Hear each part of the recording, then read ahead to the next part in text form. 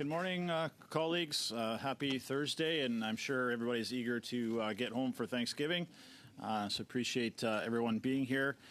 We will go through a few sort of housekeeping issues for our witnesses, and then we will get into the questions as quickly as possible. I call this meeting to order. Welcome to meeting number 74 of the House of Commons Standing Committee on Agriculture and Agri-Food. A few reminders about today's meeting. This will be taking place in a hybrid format. The proceedings will be made available via the House of Commons website. And just so you're aware, the webcast will always show the person speaking rather than the entirety of the committee. Screenshots or taking photos is prohibited. So certainly for our witnesses, just be aware of that. Also for our witnesses, members and witnesses may speak in the official languages of their choice. Interpretation services are available for this meeting. If interpretation is lost, please inform me immediately, and we will ensure the interpretation is working properly before we proceed. Before speaking, please wait till I recognize you by name. If you're on video conference, please click on your microphone to unmute yourself. Those in the room, the microphone will come on automatically. If you see the little red button on the in front of you on the panel, you will know that your microphone is on. When speaking, please speak slowly and clearly for the benefit of our interpreters. And when you're not speaking, please make sure, especially for those who are online, that your microphone is on mute. And a reminder that all comments by members and witnesses be addressed through the chair, please. Now, pursuant to order of reference for today, the committee will resume consideration of Bill C-275, an act to amend the Health of Animals Act, Biosecurity on Farms. I would now like to welcome our opening panel. With us today, we have Dr. Jody Lazar, Associate Professor. We have from Animal Justice, Camille Labchuk, Executive Director. And from the Canadian Food Inspection Agencies, we have Dr. Mary Jane Ireland, Executive Director, Animal Health Directorate, Chief Veterinary Officer for Canada. And Dr. Rick James Davies, Director General, Western Operations, and I believe he is joining us online. For our witnesses, you'll be given up to 5 minutes for your opening remarks, and then we'll proceed to the opening rounds of questions. And I will signal, kind of give you a bit of a wave when you have 1 minute left, just so you know to kind of start your conclusion. And then just kind of keep an eye on there. I will try my best not to cut anyone off. I would like you to try and finish your comments. And we have a substitution today. We have Mr. Collins subbing in for Mr. Duran. No pressure, Mr. Collins. I'm sure you'll do fine. So we'll start with Ms. Lazar for your opening comments for 5 minutes, please. Thank you. I'm happy to be here. My name is Dr. Jody Lazar. I'm an associate professor at the Schulich School of Law at Dalhousie, where I teach the mandatory constitutional law course and an animal law seminar. I previously held a research grant from the Social Sciences and Humanities Research Council of Canada, studying the constitutional dimensions of animal rights advocacy and farm trespass laws. And I've published articles in peer-reviewed journals on that subject. So I'm going to use my time here to touch on my primary concern with the proposed bill, and that is simply that, just like in 2021, it may not correspond with the division of powers. That is Bill C-275. In its current form and without the amendments voted on by the committee last time around in 2021, then dealing with Bill C-205, that in its current form, the bill might well be outside of the federal government's legislative jurisdiction. Some of the discussion in the House and in the committee thus far has suggested that statutory consistency across provincial jurisdictions is a worthwhile goal, and I agree with that. Uniform federal legislation would often be more efficient, more effective than a patchwork of different provincial laws. However, the nature of Canada's constitutional structure means that it's simply not always possible to have consistency across provinces. And respectfully, the federal government can't force consistency if it is acting outside of its area of jurisdiction. So I understand that this bill aims to improve biosecurity on farms, that it is in some part about protecting animals and food safety, but it has also been stated several times now that the bill is primarily about trespass. Now, I'm sure the committee members don't need this kind of breakdown, but in the interest of clarity, I ask you to just please bear with me as I take you through my quick thinking about the constitutional issues here. So in determining whether a law was properly adopted by a particular level of government, that is the feds or the provinces, courts will look at what the law actually does. They look at a law's purpose and at its effects to uncover what's known in legal jargon as its pith and substance or its dominant feature.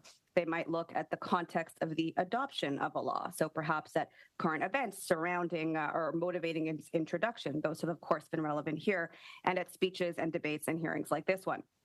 All of which, in the present case, clearly suggests that this bill is not, in its dominant feature, entirely about protecting biosecurity. And that's because, in addition to what has been said about it being a trespass bill, and as this committee has heard before, and I think we'll hear again today, biosecurity threats on farms are not, in fact, driven by trespassers, protesters, activists, by people without lawful authority to be on the farm, to use the words of the bill.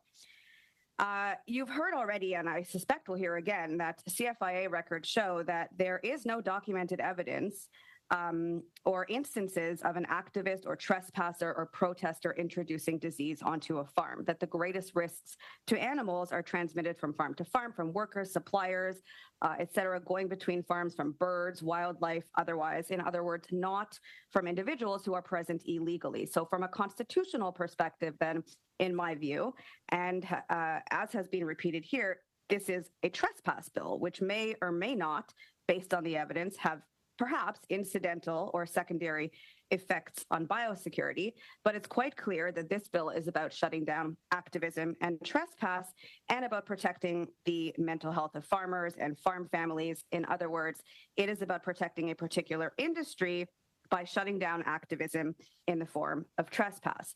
And in fact, the bill's sponsor has stated explicitly that this bill is about the protection of private property. And as we all know, these things fall under the provincial jurisdiction over property and civil rights. Legislation protecting private property is not, in other words, part of the federal government's toolbox, so to speak. The fact is that all provinces have trespass laws. Some of them have laws specific to trespass on farms, although some of those are currently being challenged in court.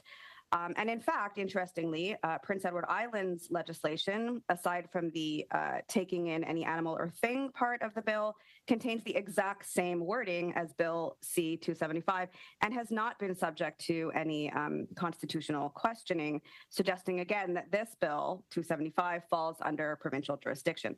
So I want to be clear here. I am not suggesting that Parliament cannot legislate to prevent health and safety and biosecurity on farms. It's been said numerous times by the courts that Parliament can legislate to protect health and safety by way of the criminal code, perhaps. In this case, perhaps using its jurisdiction over agriculture, although there is really not a lot of case law and interpretation of that provision. My submission, rather, is that just as it is currently written, that's not what this bill does, because it does not actually target the most likely source of biosecurity risks. However, a law that provided for the same restrictions and that applied to everyone that enters a farm, legally or illegally, in other words, adopting the same amendments that were voted on with respect to Bill C-205 in 2021, that would be much more likely to survive constitutional scrutiny, because in its dominant feature, it would be a biosecurity bill. So I will leave it at that in the interest of time. And of course, I'm happy to answer questions. Thank you. Thank you very much, Dr. Zaar. Appreciate your comments. Now we will move to Ms. Labchuk from Animal Justice for 5 minutes, please. Thank you. Good morning, and thank you for inviting me to appear. I am a lawyer and the Executive Director of Animal Justice, Canada's leading national animal law advocacy organization.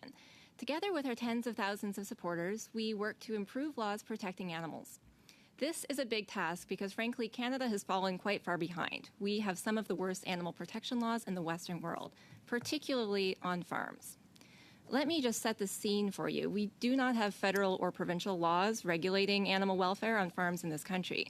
Many of the most cruel farm practices are still legal and common in Canada, despite being outlawed in places like the EU and many U.S. states. This includes things like keeping pregnant pigs in gestation crates, which are metal cages so small that the mothers can't even turn around, or crowding egg-laying hens inside tiny wire cages where they can't even spread their wings, or farming animals for their fur.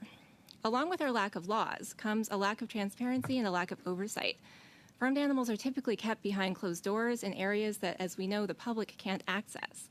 There are no government inspections of farms to proactively monitor animal welfare, including by the CFIA. Provincial agencies only tend to respond if a complaint is made, and no farmer or worker has a legal obligation to report anything that they see. One of the only times that a cruelty complaint can be made is when a person goes to work undercover on a farm and films what they see wearing a hidden camera. I have been involved in many such exposés. For example, the last investigation that Animal Justice did was of a pig farm in Ontario, and this aired on CTV's program W5. It resulted in convictions against the pig farm for a lethal C-section on a live, conscious pig, in what the industry would call a slash and grab to remove the piglets, and also a conviction for castrating and docking the tails of piglets without anesthesia. Unfortunately, the animal farming industry in Canada has been pushing agricultural gag laws, so-called egg gag laws, that make it illegal to do this type of undercover work on farms and to shut down videos of animal cruelty. These laws first started sweeping the states in the 2010s and are now also law, as we've heard, in Alberta and in Ontario. It's illegal in those provinces for journalists and for whistleblowers to go undercover on a farm. That turns that conduct into a trespass. We believe those two laws are unconstitutional as they restrict free expression under the Charter, which is why we are challenging Ontario's law in court, and that case will be heard starting on October 30th. U.S. egg gag laws have also been challenged and struck down now in 6 states. So this bill targets anyone unlawfully on a farm, which in Ontario and Alberta includes undercover workers and journalists. The language prohibiting taking a thing into a farm seems targeted at a hidden camera that an undercover worker or journalist might wear, and puts these whistleblowers at significant risk of prosecution simply for bringing images to the world. The ban on undercover work makes this bill vulnerable to a constitutional challenge. I'll note that in Canada, biosecurity protocols are currently entirely voluntary, and studies show that adherence to them on farms is poor. We've analyzed decades of data from the CFIA, and in a report that I will provide to this committee, we've seen that farmers are responsible for most biosecurity issues, and a sit-in has never caused a disease. It tends to be standard farm practices like sharing needles, having wild animals access barns, and contaminated equipment used across different areas that spread disease. This committee also received a letter from 19 infectious disease specialists. They note that undercover video is good for biosecurity, and it actually spurred on one of the largest recalls, food safety based, in U.S. history. And these experts conclude that, quote, this bill seeks to weaponize genuine concerns about infectious diseases and animal and human health in order to increase protection of private businesses from bad publicity. I'll say as well that this bill doesn't address any legal gap.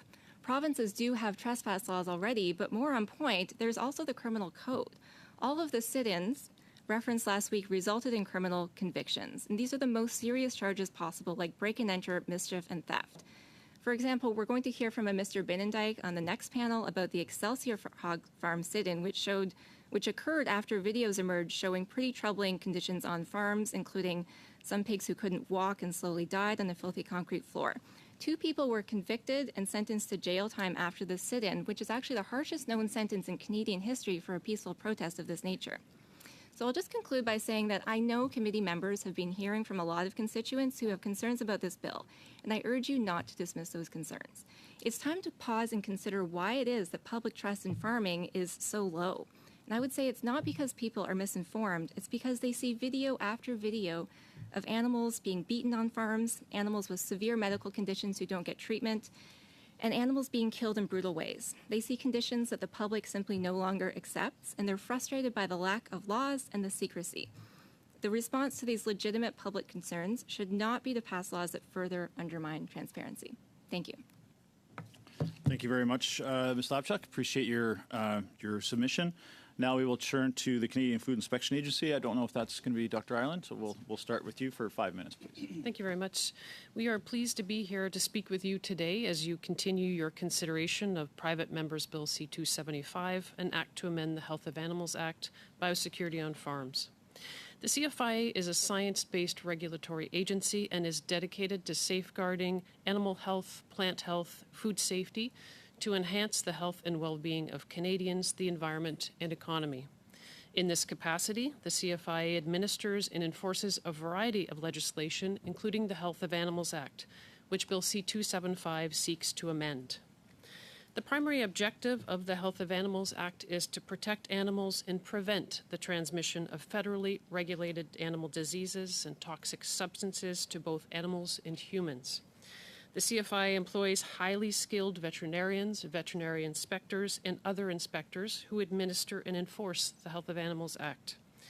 Under the Act, CFIA inspectors have the authority to conduct inspections, seize and detain animals or things, investigate cases of noncompliance, and recommend prosecution when it is appropriate to do so. CFIA inspectors are not peace officers. They do not have the authority to detain persons who violate the Health of Animals Act. The CFIA works with various stakeholders, including producers, to help protect animal health and prevent the spread of diseases. This includes the development of animal biosecurity measures, which can be implemented by producers on their farms. Animal biosecurity is an area of shared responsibility. It involves federal, provincial, territorial governments, as well as industry associations and producers. The Health of Animals Act and its regulations contain biosecurity requirements for federally regulated diseases. Provinces and territories may also develop and enforce their own biosecurity requirements.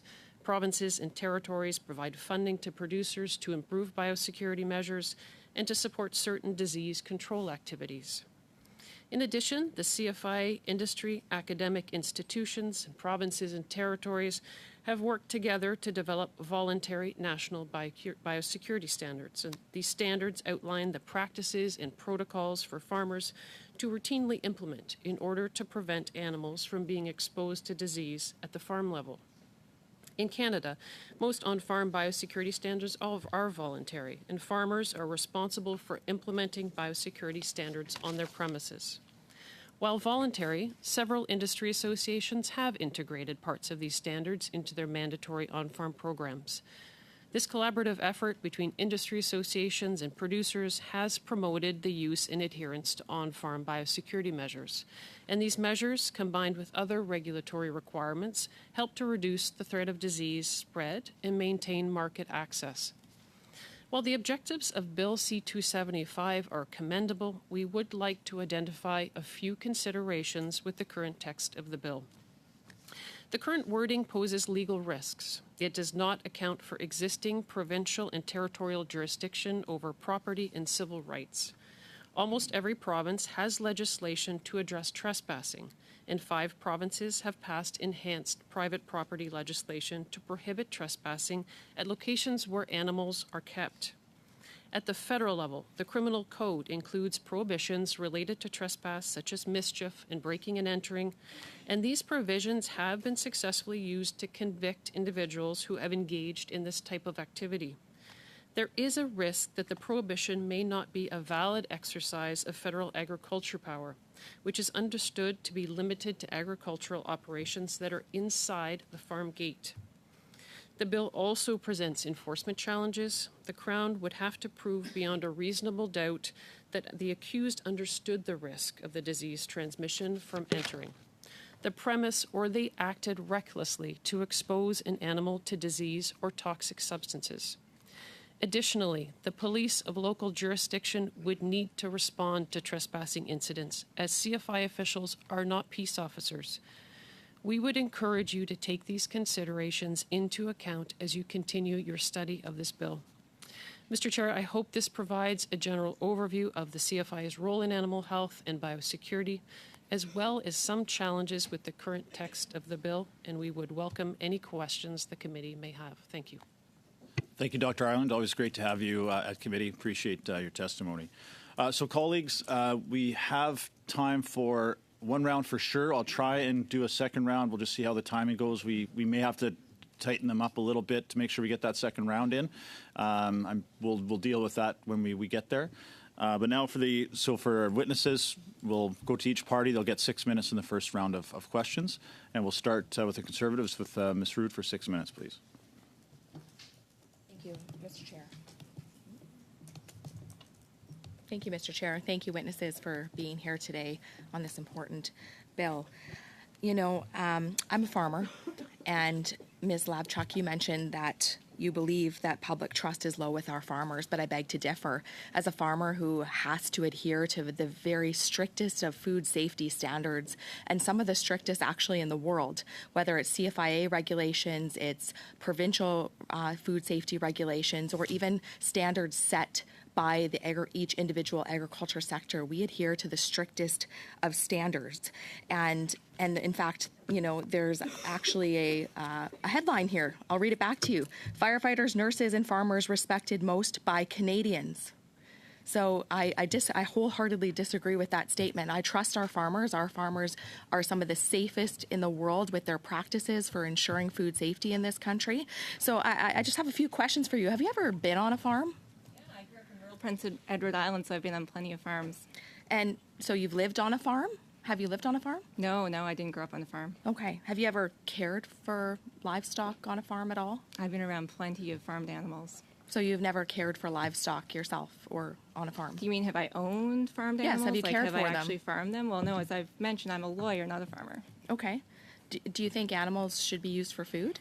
Look, the mission of animal justice, I just want to be really clear about what I'm here to say to you today. We exist to lead the legal fight for animals. We work to improve the legal protections for animals.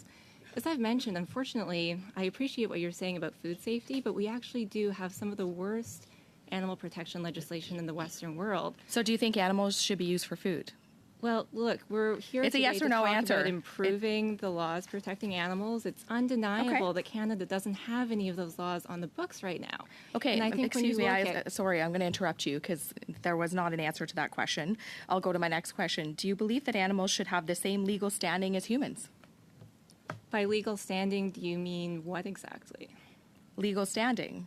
So legal standing is a term of art referring to whether someone has the right to go to court to seek a legal remedy if their rights are being violated. So animals don't currently have any rights. What we would say is that, as I've repeatedly mentioned to this committee, animals currently don't benefit from on-farm legal protections.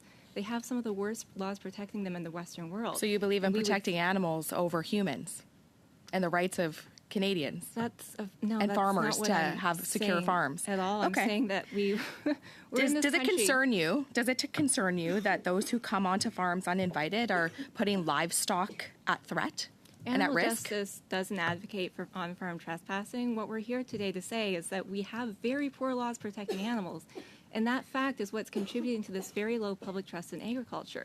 I'll disagree with you again. There is not a low public trust in agriculture, and that's been proven. Well- Does it concern you that those who come onto farms uninvited are causing psychological harm to farmers and their families? What concerns me is that there is low public trust in agriculture, and you can look at studies from places like the Center for Food Integrity, which is an industry organization, that show that people are increasingly concerned about animal welfare on farms. So the welfare of the farmers and the farm families doesn't concern you at all? Yeah, I'm concerned about the welfare of animals. I'm concerned about the welfare of So farmers. not the people who run the farms. Great. Does it concern you that those who come onto farms uninvited are causing trauma to children who live on the farms? Look, as I've said, we don't advocate for on-farm trespass. I'm here today because what this bill would do is shut off undercover videos from investigations that are employment-based, where people lawfully work on a farm, and expose what they see to the world. And oftentimes, unfortunately, that includes animal cruelty. And these videos have resulted in prosecutions. They've resulted in policy changes. Thank you very much. Again, not an answer. I'm going to turn my comments and questions over to Dr. Lazaire. Dr. Lazaire, at your testimony at committee in the Ontario Legislature on Bill 156, you said, and I quote, "There are ways to achieve the legislative objective here that have less of an impact on fundamental freedoms, such as simply raising the penalties for trespassing or expressly prohibiting the introduction of biosecurity threats, like the federal private members bill C-205 would do. And both of these things would impair rights less than the current form of legislation, and that, again, is enough for the law to fail." And in your opening comments, you believe that this in your words that Parliament, and not in your words, but you alluded to the fact that Parliament doesn't have checks and balances set up when in fact they do, to vet private members' bills to make sure that they are constitutional before they're even introduced. So thank you for acknowledging that this bill, formerly C-205, prohibits the introduction of biosecurity threats on farm. And we've already established through previous testimony that whistleblowers are protected under C-275 since they have lawful authority to be on the premise. And therefore, the provisions in this bill would not apply to them. Would you agree? And how does this bill ban whistleblowers?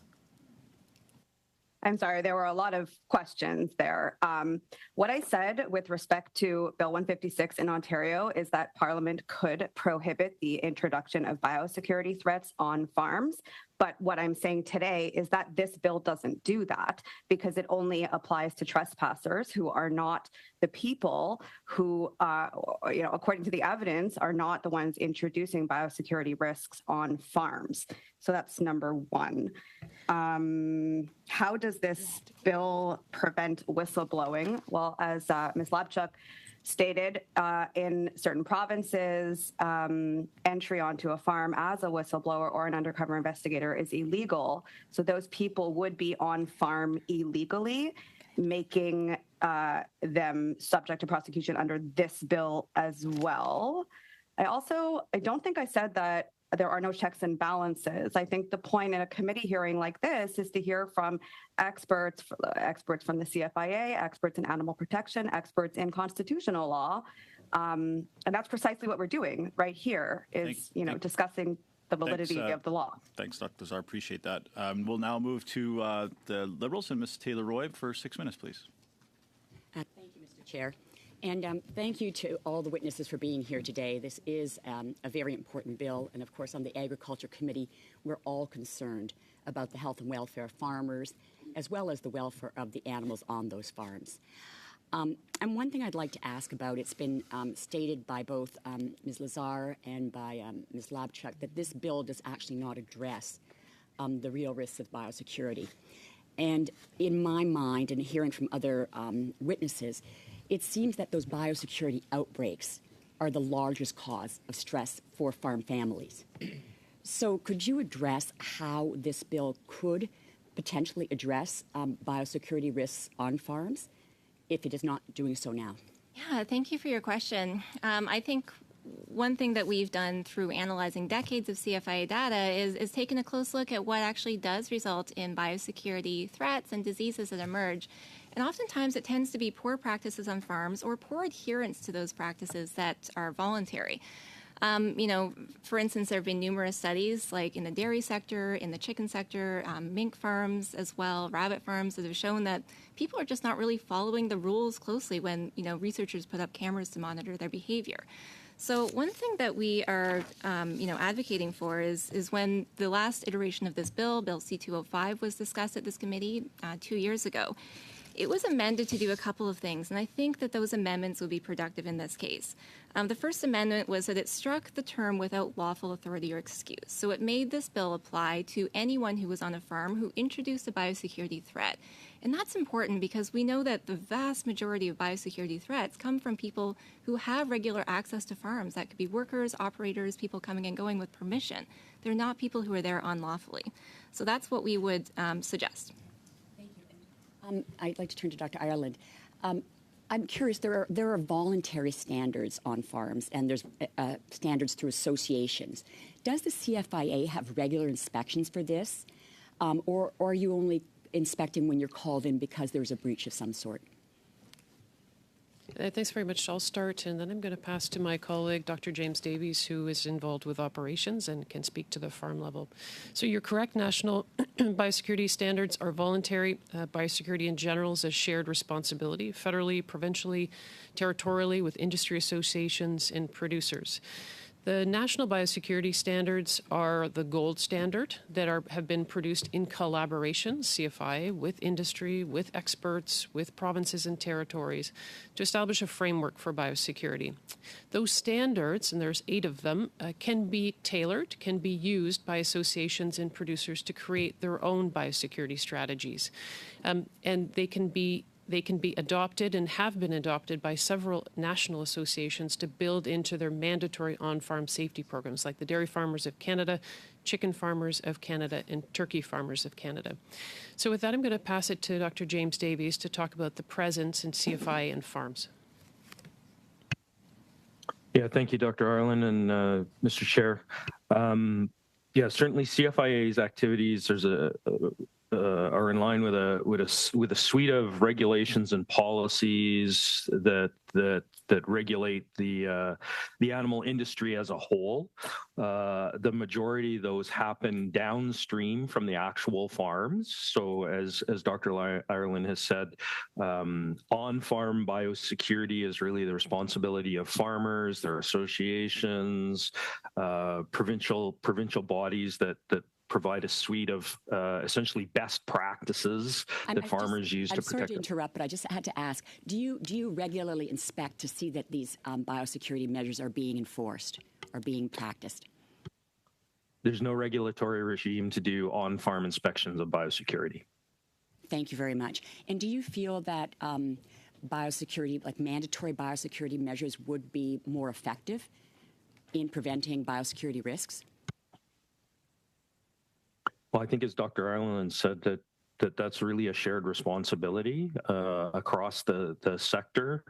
CFIA's role is to respond to acts and regulations put forward by Parliament, and so a change in regulation would certainly change the nature of our activities. Thank you very much. Do I have more time? I have a minute. Oh, great. So I'd like to come back to you, Ms. Labchuk, then. There's been some controversy about whether biosecurity risks or diseases have actually been introduced into farms by trespassers. And one in particular was the case of the hog farm.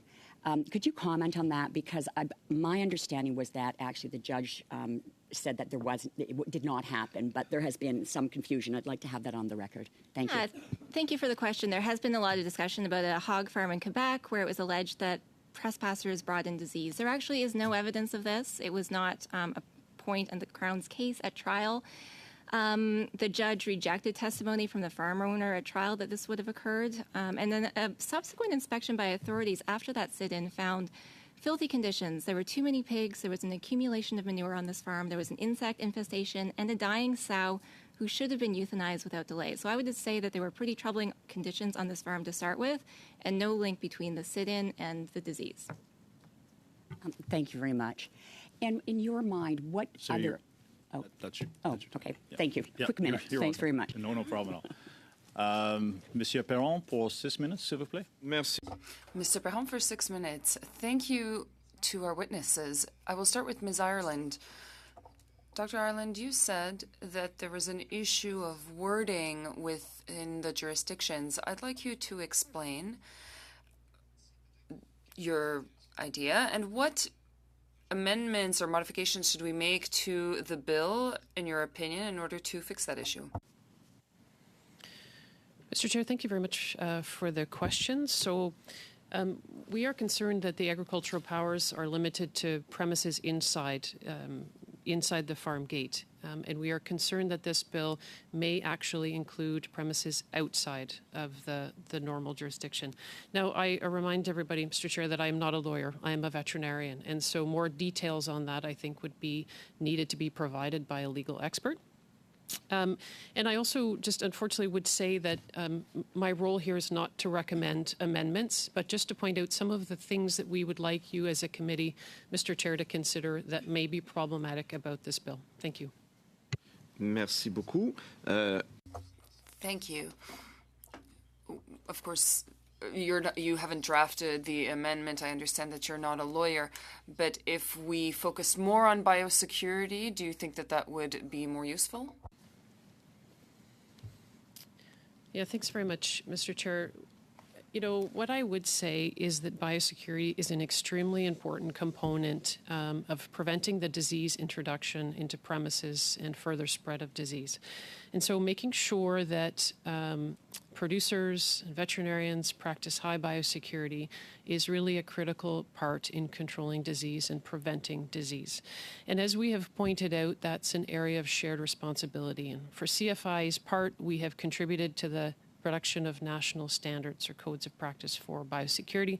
We promote those in terms of web material, communications, working with industry stakeholders. We also fund the development of some of those biosecurity standards. And we also, as an agency, put in place import restrictions to make sure that products, live animals, and things from places that have diseases that we do not want here in Canada do not come into the country. Thank you. Merci pour votre réponse. Thank you for your answer. Ms. Lazar, you mentioned earlier that according to you, and there is an issue in the wording, you referred to amendments that we made in C-205. Without having written those amendments yourself, of course, what modifications should we focus on in the committee? The fact that this bill, as it is, I'm really rusty. The fact that it prohibits entry or only applies to people who are trespassing, who are there illegally without lawful authority, makes this law a trespass bill. If that were removed, then in my opinion, it would look a lot more like a biosecurity bill. The federal government, as we've heard, jurisdiction over CFIA, health and safety, criminal law, health, agriculture even allows the federal government to deal with biosecurity on farms. What I think the federal government can't do is prohibit trespass. There are no federal trespass provisions because trespass is provincial jurisdiction. So in order to protect biosecurity on farms and be constitutionally compliant, I think the trespass parts of the bill need to go. Thank you. Bon, merci beaucoup. Thank you very much. Ms. Lapchuk, if we increase and strengthen biosecurity standards with regards to diseases, do you not think that we are also improving the welfare of animals in general? Merci pour la question. Thank you for the question. I think that biosecurity is critically important, and I will say that as somebody who cares deeply about animals and an organization that works to enhance their protection, it's devastating to us when we learn about avian influenza wiping out entire flocks. These are birds who are euthanized and culled in really brutal ways. And so we think it's very important to have biosecurity standards. But I would say two things. I would say, first of all, it would be preferable to us if those standards were actually enshrined in law, and that this bill isn't the way to accomplish stronger biosecurity. It doesn't actually address the threats that have been identified and are evidence-based, in terms of what we see emerging from threats and that actually cause diseases. So I think that something that applies to everybody who's on a farm would actually be fair, and it would address the root cause of biosecurity threats and disease outbreaks. OK, merci beaucoup pour votre réponse. Thank you for your answer. Let's come back to trespassing. Of course, we all understand that it's a jurisdictional issue concerning the provinces in Quebec, and we all are very aware of those issues. Right now, is there a way for organizations who have some sort of doubt with regards to ill intent, without trespassing or committing an assault, is there no way to signal to the CFIA to go do an inspection? Unfortunately, it's exceedingly difficult right now for anyone to report concerns about farms, and there's a couple reasons for this. The first is that farms are private property, as we've repeatedly heard. It's not an area that the public would typically have access to, so you don't typically get a number of reports coming from the public because they simply don't go to farms. The second is that animals can't report abuse, obviously, and so if they're experiencing some suffering, that's not something that can be reported. And because provincial enforcement is where we deal with animal cruelty concerns on farms in this country, that's all complaint-based. So Thanks. it's simply that those enforcement agencies are Thanks, just Ms. not Lapchuk. receiving That's reports. time. Yeah. Thank you. Sorry, I gave you a little bit extra there. But, Mr. McGregor for 6 minutes, please. Thank you very much, Mr. Chair. I'd also like to echo my thanks to all of the witnesses who are helping guide this committee in its examination under Bill C-275. Dr. Lazaire, I'd like to turn my first question to you. I think you've very clearly outlined the problematic phrasing of the bill, which I think veers C-275 into provincial jurisdiction. We've also heard a lot of conversation from witnesses about sort of the lack of effective existing biosecurity measures on farms, the fact that a lot are voluntary, and that we've got documented cases where a lot are not being followed even when they are voluntary. Because of your expertise in this subject matter, in your opinion, does the federal government have a potential mandate to enact stronger biosecurity requirements right across the board? Because you outlined the concerns that, because of provincial jurisdiction, we can end up with a patchwork of different trespass laws. But I think the federal government does have clear jurisdiction in this way, and that's maybe one of the ways that we could address the problem countrywide. Do you have any opinions you can offer on that? Yeah, thank you for the question. I mean, my broad answer is yes. As I've mentioned, the federal government can regulate health and safety by way of the criminal law power. And I think that extends to biosecurity. As I've said, if this bill actually dealt with biosecurity across the board and not just on the part of trespassers, but actually applied to everyone on farm, then I don't think there would be any jurisdictional issue with it. I'm not a judge. I don't have a crystal ball, but in my opinion, it would be a much safer bet constitutionally. And of course, there's the jurisdiction over agriculture, which again, we don't have much case law on, but we do know that it applies to what happens on farm. So legislation dealing with biosecurity and mandatory requirements could easily fall under the jurisdiction over agriculture. And I mean, I could and maybe should, in my opinion. Thank you very much for that. Ms. Lapchuk, I'd like to turn to you. I don't want to repeat many of the questions that have already been asked. I think we've covered much of the issues with this particular bill, but I do want to look at Clause 2 of the bill, because Clause 2 of the bill is amending the Act much further down, amending Section 65, and it's adding some new clauses in there with respect to penalties. Now, we know the Health of Animals Act already does have penalties. I'm just wondering, do you have an opinion as to whether Clause 2 of this bill is redundant and if the existing Health of Animals Act is sufficient in the penalties scheme of things? Yeah, I would say it does seem redundant to me, and I would note that these penalties seem excessively high. Thank you for that. And to the CFIA, Dr. Ireland, I'd like to ask you, from the CFIA's documented cases, from all of the experiences that members of your organization have with respect to farms, what is the greatest source risk of, for transmission of disease on farms? Because, I think many of us are wondering whether this bill is a solution in search of a problem, and we've heard that there's not a strong evidential link of activists being on farms of transmitting disease. But can you just inform the committee from the CFI's perspective, what is the greatest risk in transmission of diseases on farms? Mr. Chair, I wish I had a simple answer to that question. The introduction of disease and spread of disease on a farm or premise where animals are kept is very complicated and it's complex. There are a number of ways a disease can enter into a farm. Humans can introduce disease onto a farm. Animals can introduce disease onto a farm. And that includes animals that may have left the premise, commingled someplace else and come back, or the introduction of new animals.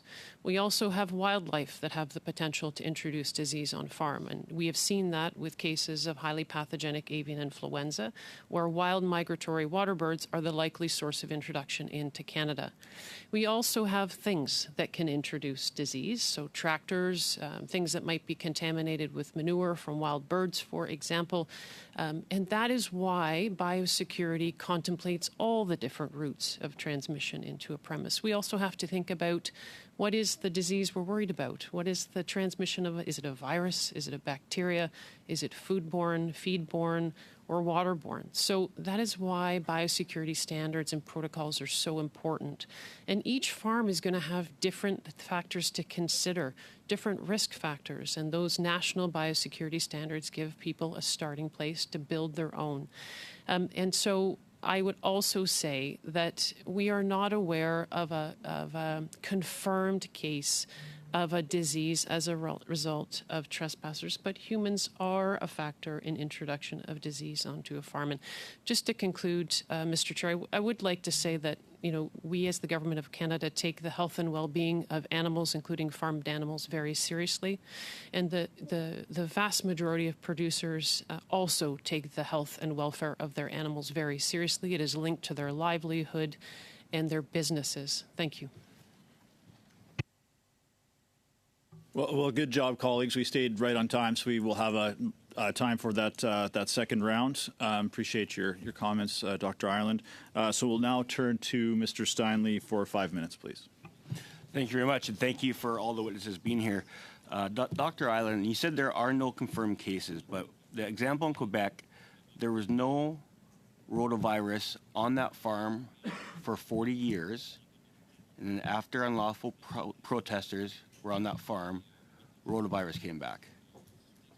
Is that not an actual link between those two, or after 40 years it just magically appeared because they had changed practices, and the only thing that was different on that farm was one day there was unlawful protesters on there, the next day there wasn't, and then they had rotavirus?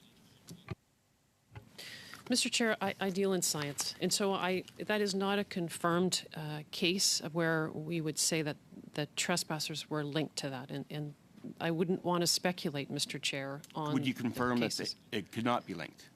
I cannot confirm that because I don't perfect. have the data in front of me, Mr. Chair, and I have not the mink investigated that. Yeah, Thank and you. the mink farm in Ontario, trespassers released thousands of animals, and then there's an outbreak of distemper. Could that just be a coincidence? So, Mr. Chair, again, I deal in evidence. I don't know that case. I don't have the data before me. I would say that the release of animals may cause an animal health and welfare issue, but I cannot confirm that one equaled the other there. Thank you. But you wouldn't deny there's a possibility of that happening? I would not speculate either way, Mr. Chair. Thank you. There has been speculation either way, obviously, because we're having the discussion of whether that's a possibility or not. And I think to just blindly say a statement that Canadians don't have trust in our farmers anymore is damaging to our reputation. And I think it does a great disservice to our producers across the country. And I really feel we've gone into a weird place with the Agriculture Committee right now where we're actually putting farmers on trial and saying that they're not doing their job. I grew up on a dairy and beef farm, and I know the protocols we had, and some of the CFIA standards we're talking about are voluntary, and we're trying to say now that our producers aren't doing the job and aren't going the extra mile to make sure their animals are safe. And I, for one, don't believe that for a second. We had a program, and lots of dairy farmers have this program. Mr. LaHoo is a dairy farmer as well. It's called Herd Health. And veterinarians come and check on the herd health twice a month. And if veterinarians would find something wrong, they would contact the CFIA if they had a big concern. Can you comment on that, Dr. Ireland, and comment on some of the processes and protocols that our producers do voluntarily? And if there is something wrong, they do have professionals on the farm that come and check, like herd health, and they have it in other industries as well, pork and dairy, just some of those protocols that our farmers follow that are above and beyond some of our jurisdictions across the world.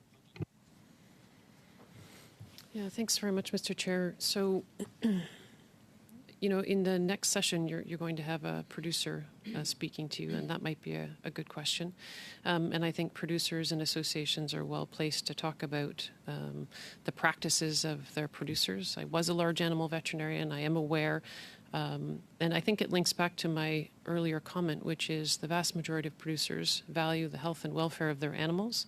That includes proper veterinary care, that includes biosecurity, because preventing disease spread and introduction into a farm is in everyone's best interest.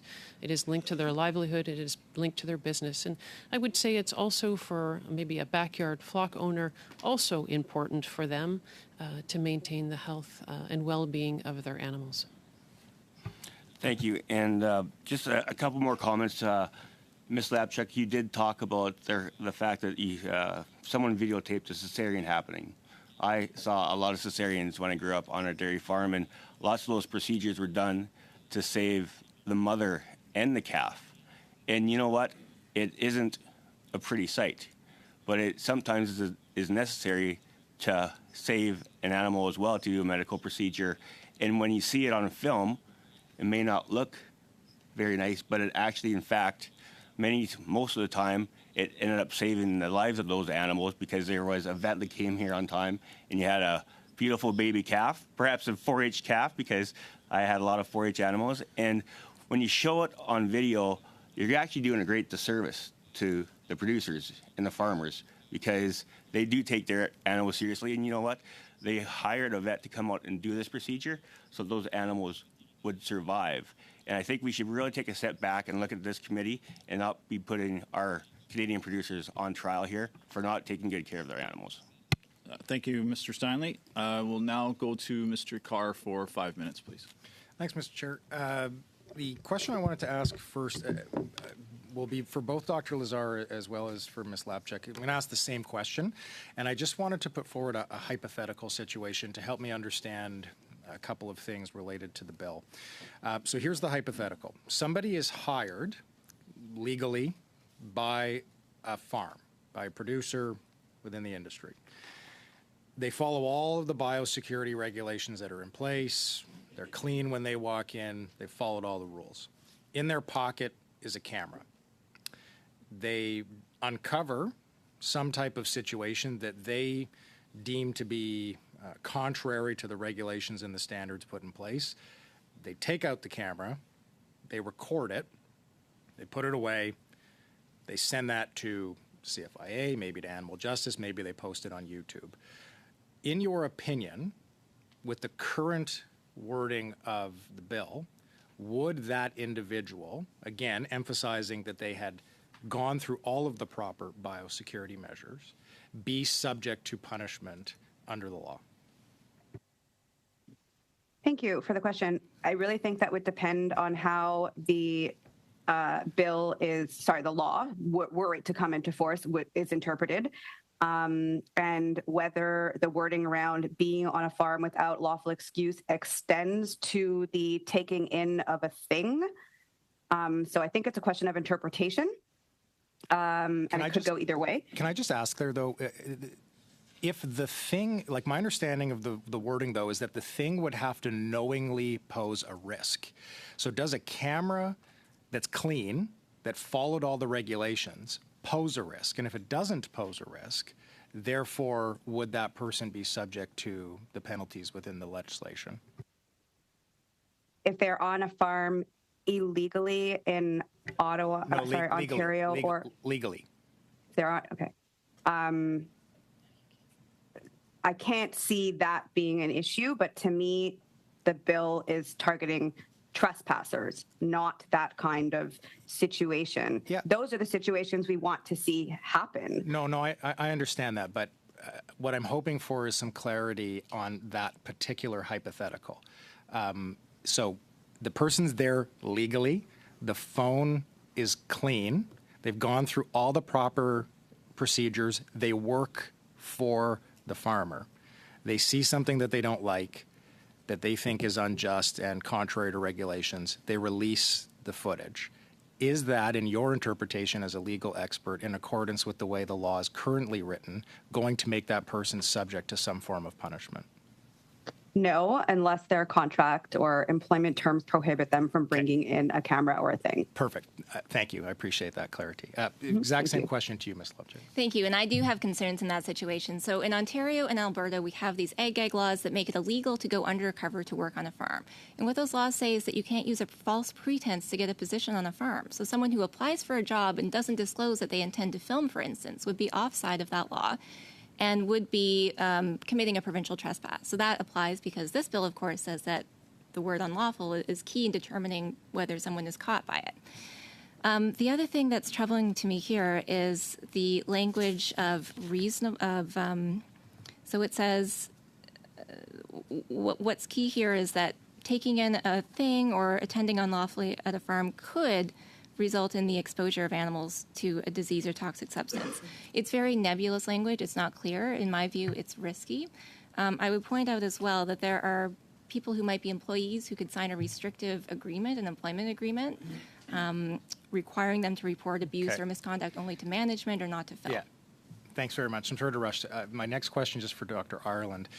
Do you think that we need laws that would amend the mandate of the CFIA to include stronger animal rights provisions? And I appreciate that you are here as a member of the CFIA, but you're also a vet, and you swore an oath as a vet that in your professional conduct you would ensure the well-being of animals. So I'm wondering if you can comment as a veterinarian whether or not you think we have to have stronger laws in this country, as Animal Justice is suggesting, to protect the rights of animals. And if so, is that a mandate that should fall within the CFIA, or is that a mandate that should be an authority given to a new agency within the country? And I'm asking you as a vet.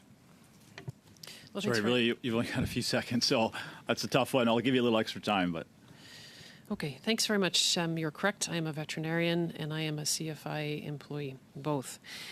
So the area of animal welfare is actually a shared jurisdiction in this country. It's provincial, territorial, and it's federal. CFIA has oversight over the transportation of animals, both into, within, and out of the country, as well as under, and there's transportation regulations that oversee that, as well as the Safe Food for Canadians regulations that oversee the humane slaughter of animals in processing plants. Now, the provinces and territories also have animal welfare responsibilities for things that occur on farm.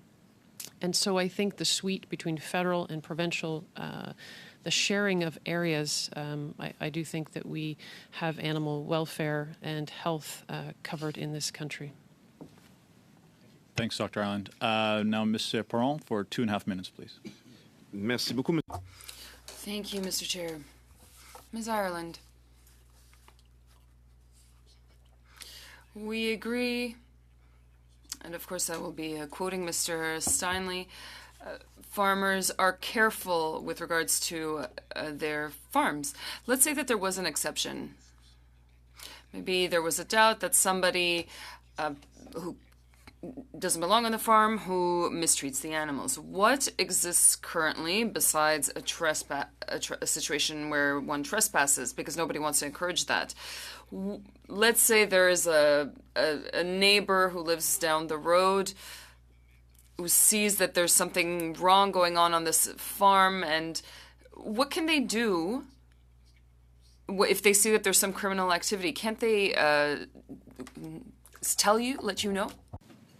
Yeah, thanks very much. And so on-farm activities would be provincially covered by the provinces largely. And so if someone was concerned about the welfare of animals, they could contact, for example, in Ontario, the Ontario Ministry of Agriculture and Rural Affairs. So provincially, they could address or raise their concerns. There's also law enforcement, which could then channel the questions and the concerns in an appropriate way. CFI certainly could be called, but we would defer that to the provinces in most cases. If it was a humane transportation issue, so animals on a truck, or an issue at a slaughterhouse, that would be under our purview. Thank you. Okay, merci beaucoup. Thank you. So there is some leeway there. Ms. Lapchuk, If there are people who suspect that there might be some poor conditions on a farm, do you not think that they can refer to these measures instead of trespassing? Vous entendre là-dessus. I'd like to hear your thoughts on that. Just to be clear, we don't trespass or support trespassing, but it's very, very difficult for anyone to see what's going on in farms to make that report in the first place. It tends to happen only when there's an undercover whistleblower who comes forward. And I'll say, just for example, in Ontario, the person that you would call if you have a concern would be Provincial Animal Welfare Services. There's about 100 inspectors who work at Animal Welfare Services for thousands of farms in the province. So they're very stretched. They don't have the capacity to proactively inspect farms, and that's why we have to rely on reports that come out from whistleblowers, which are so rare. S'il y avait un signalement.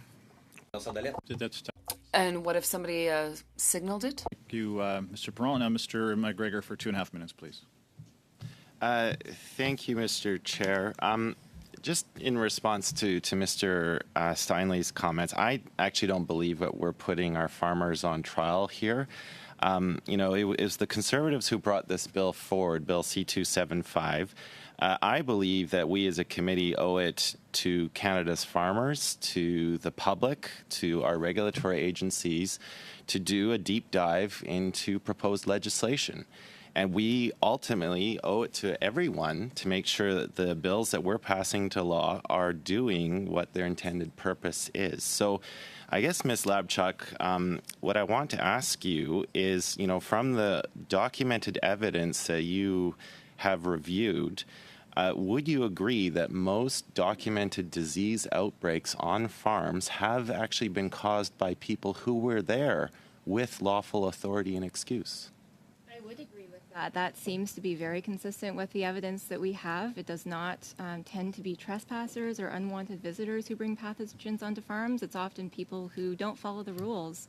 Mr. Steinley spoke about protocols on dairy farms. I'll note that there's one study that showed that on Canadian dairy farms, and this was in 2019, less than 15% of farms had measures in place to limit or control visitors coming on, and only half requiring visitors to adhere to infection minimization processes like changing boots and clothing. I think oftentimes there's poor practices that are in place that don't comply with the voluntary biosecurity protocols. If I might, Mr. Steinley also mentioned the C-section I described. I think that gets to the root of why people are concerned about trust in farms. I only have a little bit of time. I don't want to go down that, but I just want to say that, so if the evidence is showing that the overwhelming amount of disease outbreaks are caused by people who are there with lawful authority and excuse, I think we are making the case that that particular section of this bill needs to be removed. And, if our ultimate goal as a committee is to help farmers prevent disease outbreaks, I think we obviously have to be taking a look at how current biosecurity measures are working across this country and whether the federal government needs to update its policies, its regulations, or even provide more financial resources to help farmers. I'd support farmers raising animals for consumption. But we also want to make sure that we are proactive enough in addressing what the evidence shows us. So I'll end with that comment. Thank you, Mr. Chair. Thanks, Mr. McGregor, and thanks to our witnesses. I just had one question for Dr. Lazar. You did a great job answering Mr. Carr's question. But there's a couple of questions on the constitutionality of this bill. But private members' bills or other legislation that come forward to committee or go through this process are vetted by the Library of Parliament and various departments to ensure their constitutionality. Is that not correct? I do believe that's the case, yes. Our witnesses. We'll take a bit of a very quick break, colleagues, so we can get that 2 rounds in for the next one as well. So 2 minutes as we just switch out to our witnesses. And again, Ms. Labchuk, Dr. Lazar, Dr. Ireland, and your team, thank you very much for being here today. Appreciate your testimony. Thank you.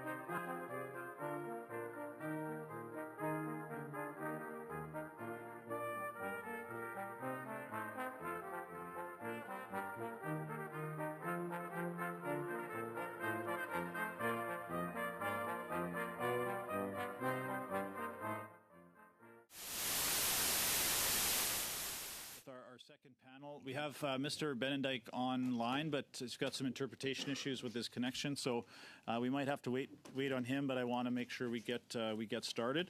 We'll hopefully have Mr. Benendijk available when questions and answers start. So I'll introduce our next panel colleagues. We have Rene Roy, Chair of the Canadian Pork Council, and Mr. Benendijk as well as an owner and producer. From Dairy Farmers of Canada, we have David Wiens, President, and Daniel Gobiel is Vice President. And from Humane Canada, Dr. Tulika Rastogi in person as well, as Aaron Martellani online. I hope I pronounced your last name correct, Ms. Martinelli. So we will carry on as quickly as we can here to try to get the 2 rounds in. We will start with the Conservatives for 6 minutes. Mr. Lehoux, s'il vous plaît, pour 6 minutes. Sorry. Thank you, guys. Gosh almighty. Yeah, you might want to hear from them. My apologies. We'll start with Mr. Roy for 5 minutes, please. Thank you, Mr. Chair. Merci de l'invitation ce matin pour... Thank you for the invitation this morning to talk about Bill C-275. My name is René Roy. I am the chair of the Canadian Pork Council and a hog farmer in Quebec. This morning, I am joined by Ray Benendijk as a producer and member from British Columbia. He has been directly impacted on multiple occasions by this bill and its actions. This will help us to stem the flow of disinformation prevalent in certain corners of the internet. Videos taken from non-Canadians, farms that have been used to justify these kinds of activities and that needs to stop, as Ray will testify shortly. There are existing mechanisms that are already in place for legitimate concerns, and our provincial organizations work quite closely with provincial regulators to ensure that animals are cared for. And there is a process that has to be respected. Imagine if it were suddenly legal for people to walk into a bank, and start taking pictures of bankers as they work because these people are protesting. They decide that they knew better or worse, then banking should no longer exist. This is the fight we're having. And finally, the threat from biosecurity are real. Our producers showers in and shore out of their barns, and we have established biosecurity protocols that prevent disease to be introduced by humans that are not respecting biosecurity standards that could hurt our animals. We would expect to hear our partners in the legitimate animal protection organization to join us in supporting effort to keep animals safe. Thank you, and I'm hoping that Ray has been able to connect. I would leave him some space for introducing himself.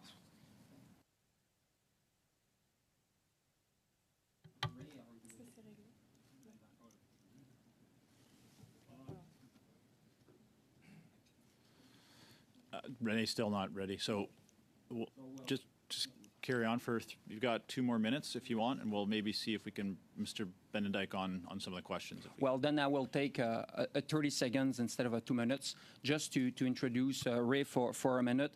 He has been. He's a producer that has been affected by these kind of intrusion in the farm, and I would like to mention that those who are taking care of the animals on farm, which are farmers, in fact, we are the ones who are taking care of the animals in every day. This is our business. It affects our ability to take care of our animals when there are intrusions. It is our livelihood. It is also our home because we are working in these farms the whole day. It's where we are living. So if there is people who are entering in ways that are not permitted. It threatens our ability to take care of our animal properly. And I think it's important that this bill addresses also the question of biosecurity, where it can enter, there is a disease that can enter through, it has been already mentioned, through human vector.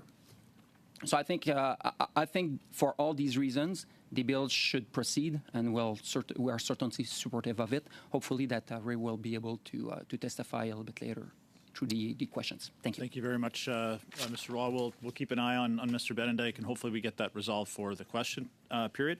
But we'll now go to Mr. Wiens, and you have 5 minutes, please.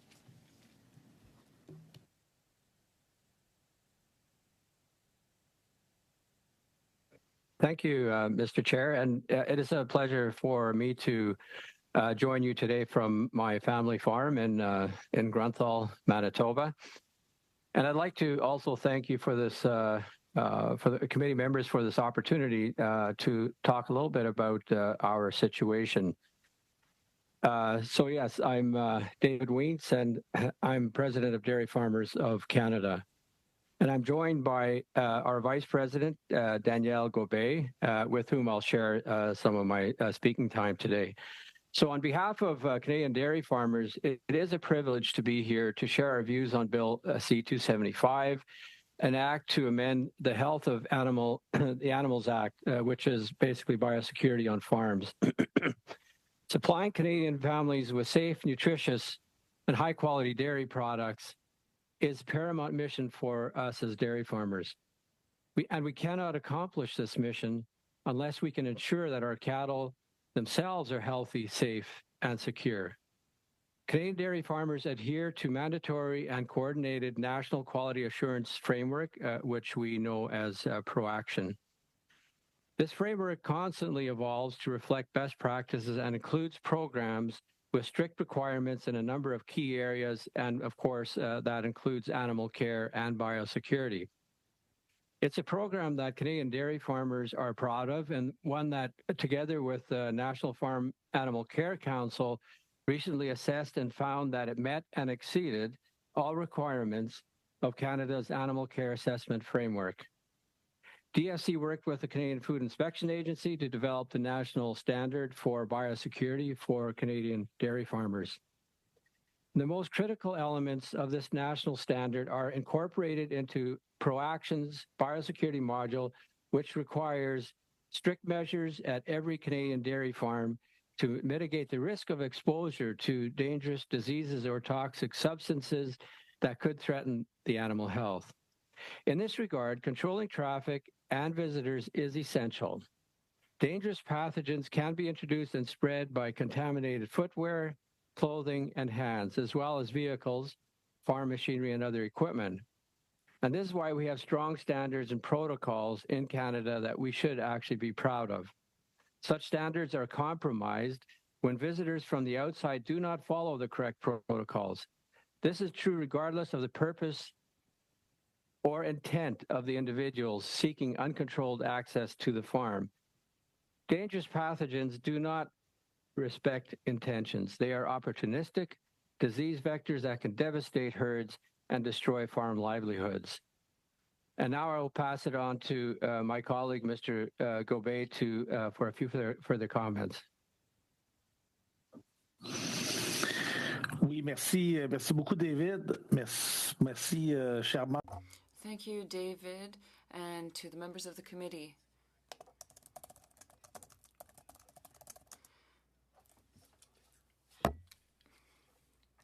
We need to balance these fundamental rights and reasonable safety measures that protect the health and safety and well-being of people and animals on farms and elsewhere in the food supply chain.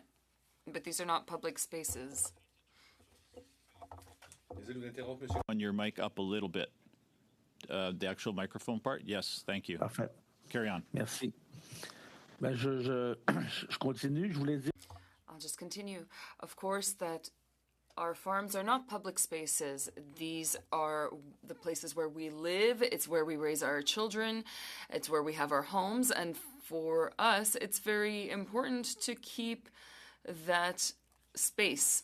We must find a balance between these fundamental rights and reasonable safety measures that protect the health, safety, and well-being of animals, and also the people who live on farms or elsewhere in the food supply chain.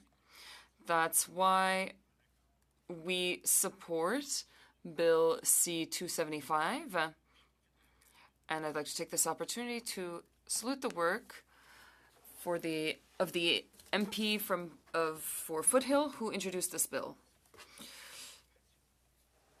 We believe that Bill C-275 is an important step in the right direction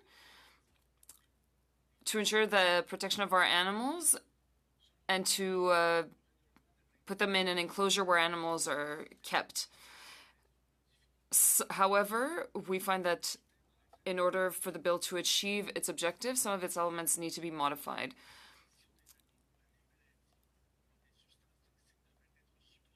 We think that we must remove the part that of the accused knowledge or recklessness of the accused with regard to the exposure of animals to toxic substances should be deleted. The mere possibility that entry without authorization or legal excuse could expose our animals to disease or toxic substance should be sufficient grounds for prosecution. We will discuss this during the question period. Once again, on behalf of Dairy Farmers of Canada, I would like to thank the members of the committee for their collaboration in strengthening animal safety in order to continue to improve production. And thank you, Mr. Past time. We'll try and get some more information during the question. So, merci beaucoup, Mr. Gobet, Mr. Wiens. Now to Dr. Rastogi for 5 minutes, please. Thank you, Mr. Chair. I'll let Ms. Marcellani begin, please. Thanks. Sure. Donc, merci pour votre invitation à témoigner. Thank you for your invitation to talk about 275. It was founded the SPCA was founded in 1975, and it is the first organization of its kind in Canada. It is a shelter, and it is also a law enforcement agency. Within our investigations bureau, officers are responsible for enforcing provincial animal protection legislation. However, their powers of intervention are limited to pets, since once an animal is used for agricultural purposes, they no longer have jurisdiction. The only recourse available to the agents of the investigation bureau, who are also special officers, to deal with such complaints received about animals on farms is to appeal to the provisions of the Criminal Code relating to crimes against animals. Despite this context, several whistleblower complaints of farm and animal abuse have been received by the Investigation Bureau over the years, some of which have led to criminal investigations and even convictions in some cases. The Montreal SPCA opposes this bill for a number of reasons, but mainly because it could hinder the work of the Investigation Bureau by removing the only tool it has to receive reports of animal abuse from the farming community, a self-regulating industry that already demonstrates very little transparency and to which access is excessively restricted. Its adoption would be detrimental since, at present, in the vast majority of Canadian provinces, including Quebec, the treatment of animals on farms is not regulated. What's more, there are no proactive visits by government authorities to ensure animal welfare in these facilities. The Montreal SPCA obviously doesn't encourage illegal acts, but if upset producers wonder why they are being targeted by activists, the answer is largely because of the lack of transparency and regulation in their industry. In this context, further reducing access and the possibility of documenting infractions on farms, as proposed in this bill, will not only harm the millions of vulnerable animals that pass through them, but also the breeders and the entire credibility of an industry that should instead be ensuring that it adjusts to societal concerns. Now, I pass the mic to Humane Canada. Speaking alongside our member, the oldest SPCA in Canada. So we represent humane societies and SPCAs across the country, many of which enforce animal protection law. Humane Canada is not an activist organization, nor do we campaign to end animal agriculture. Yet we are very concerned about the welfare of farmed animals. We work collaboratively with industry, including Dairy Farmers of Canada and the Canadian Pork Council here today, as well as governments and other stakeholders at NFAC to improve standards of care for animals on farm. But let me be clear, these standards are not legally binding in most of the country. The government is not inspecting farms to ensure they're meeting welfare standards.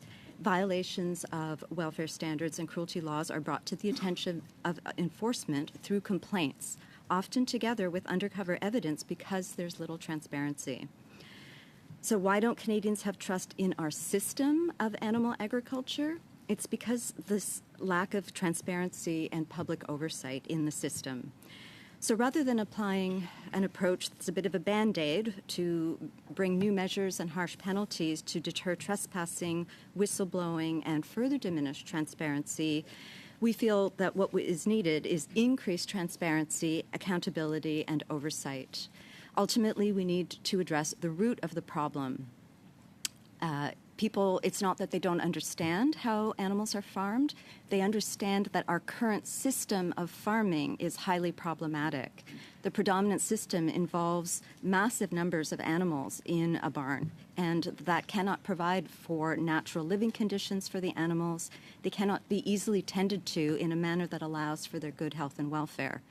Furthermore, the intensity and scale of animals pose serious risks for infectious disease susceptibility and transmission, as we have seen tragically with the avian influenza pandemic.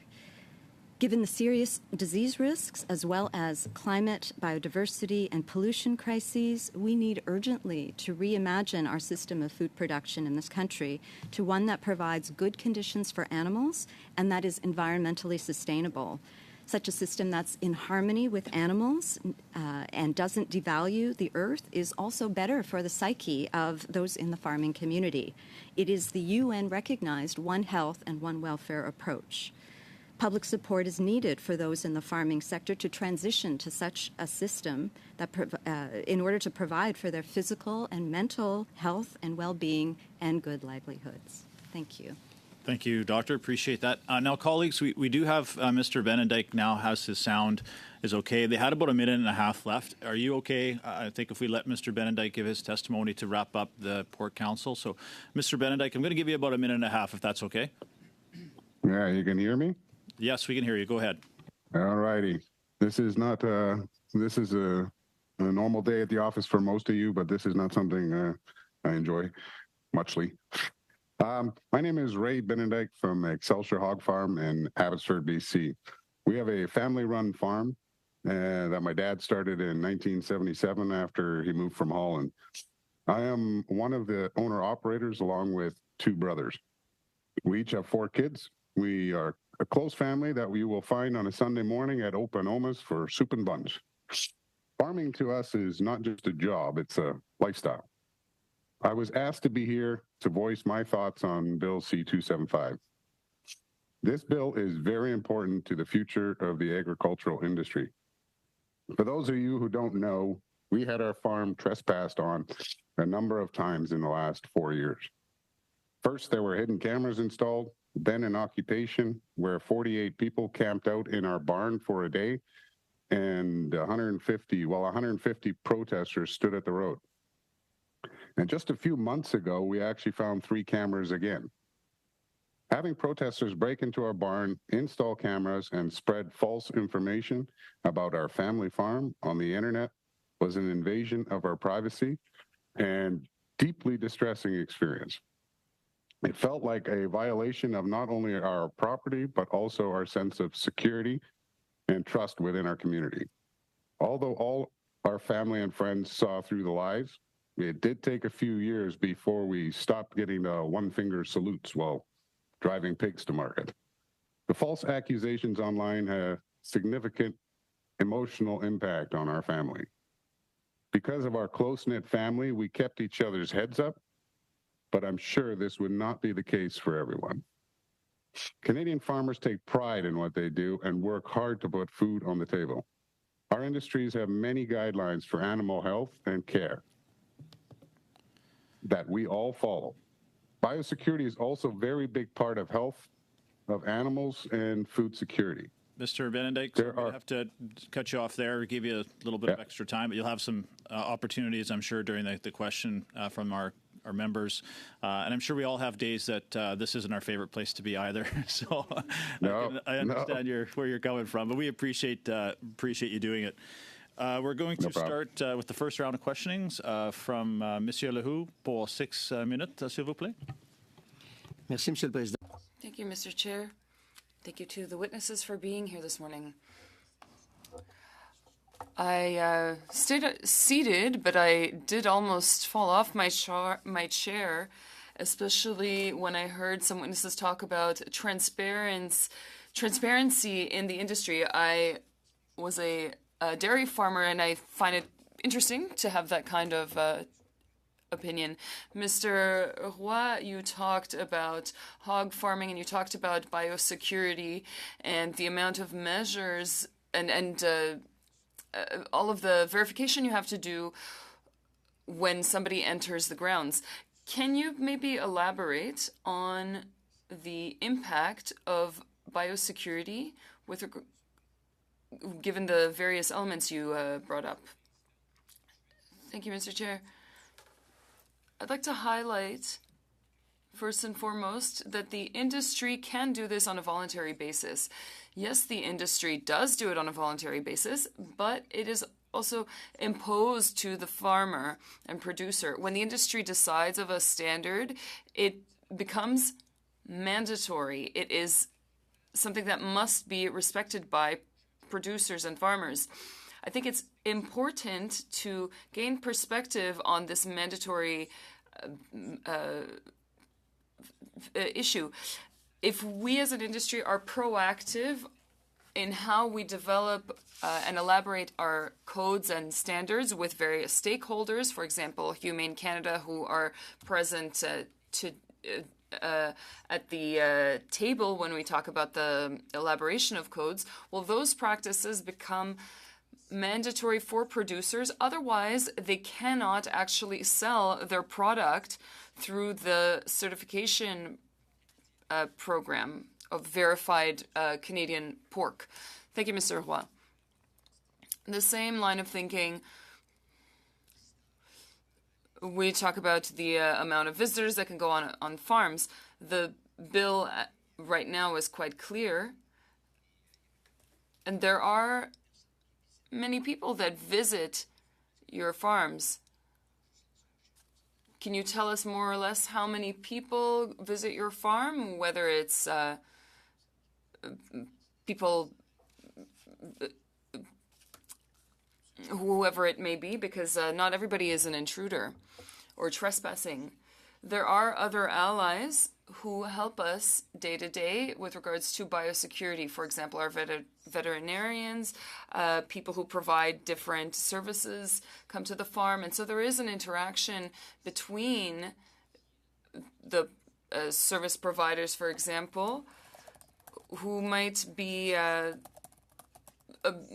witnessing our day-to-day practices. And that, of course, excludes the certification process. There are rules to respect for all the producers who are selling a product. Thank you, Mr. Roy. I have a question for Mr. Benedict.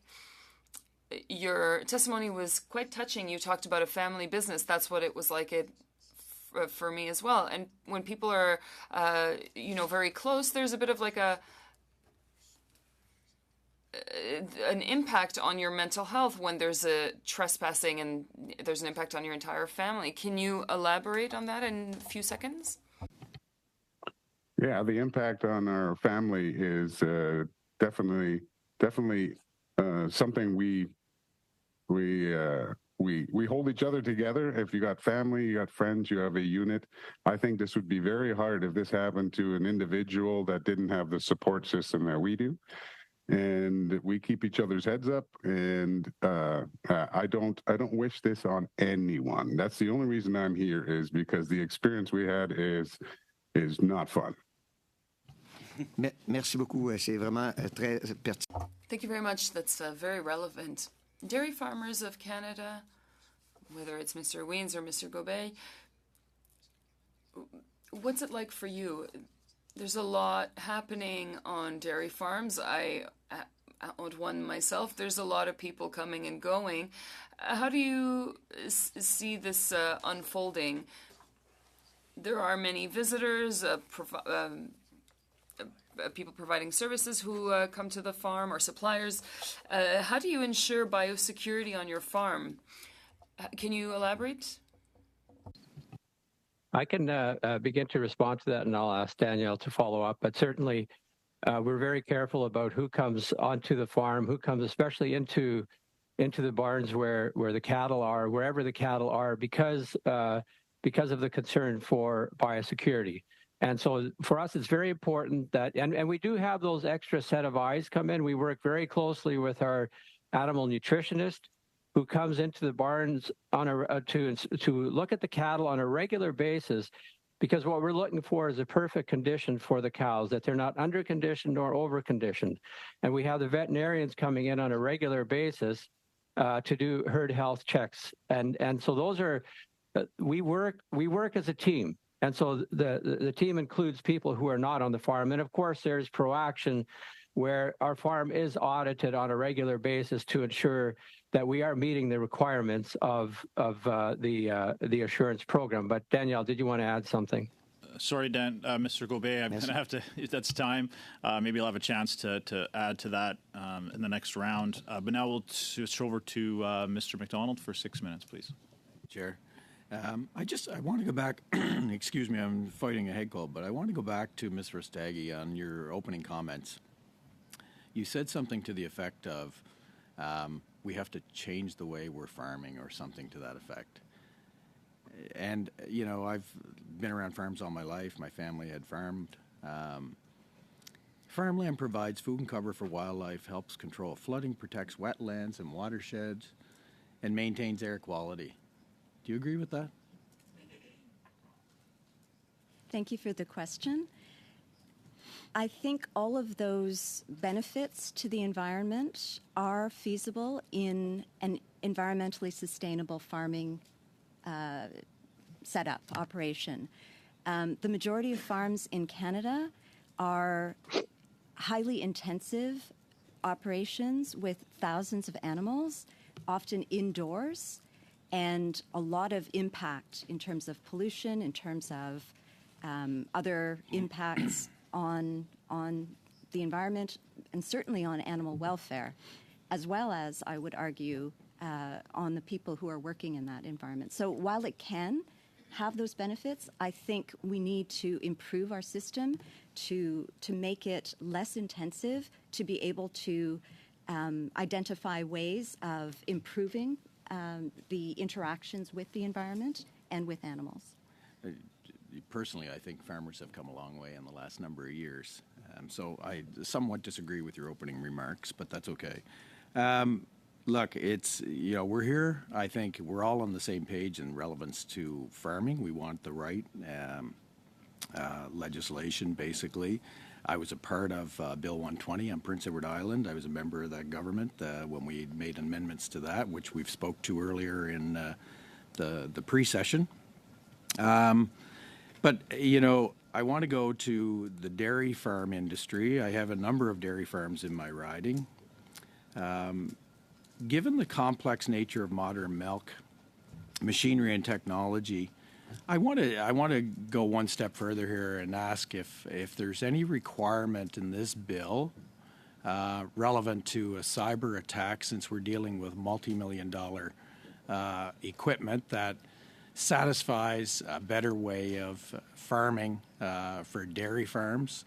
And I just want to see if there's any thoughts relevant to how that could be possibly built into something like this bill.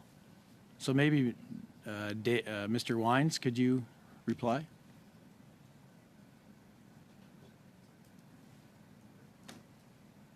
His mic's not on. Mr. Weens, you're on mute. Do you mind just unmuting yourself? Sorry about that. Okay. Yes, Mr. Chair, I'd just like to say that there are vulnerabilities that because of the mechanization and also the technology that's being used, there is a possibility that there could be outside interference, which obviously is a huge concern.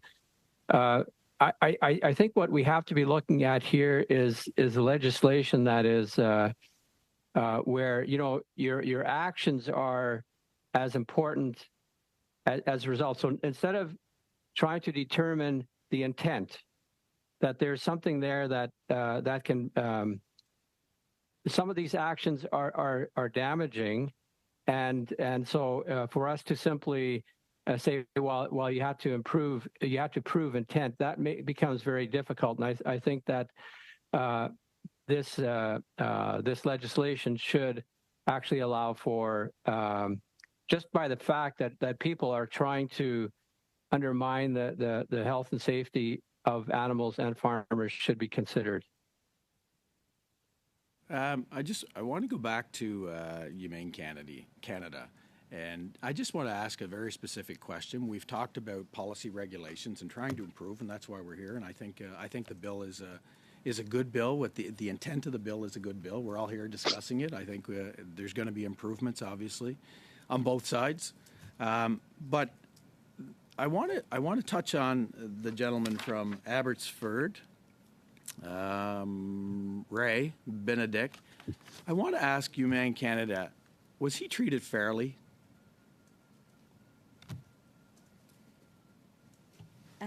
It's an interesting question. Thank you.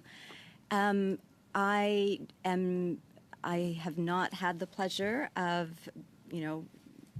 getting to know the family and Mr. Benedict and the situation. I am not involved in the case. Is not something that I can. All I'm asking is, yeah. We've heard what his family has gone through. Yes. And the potential for that happening to another family. We're here as legislators to put policy and regulations in place, and that's what we're trying to do.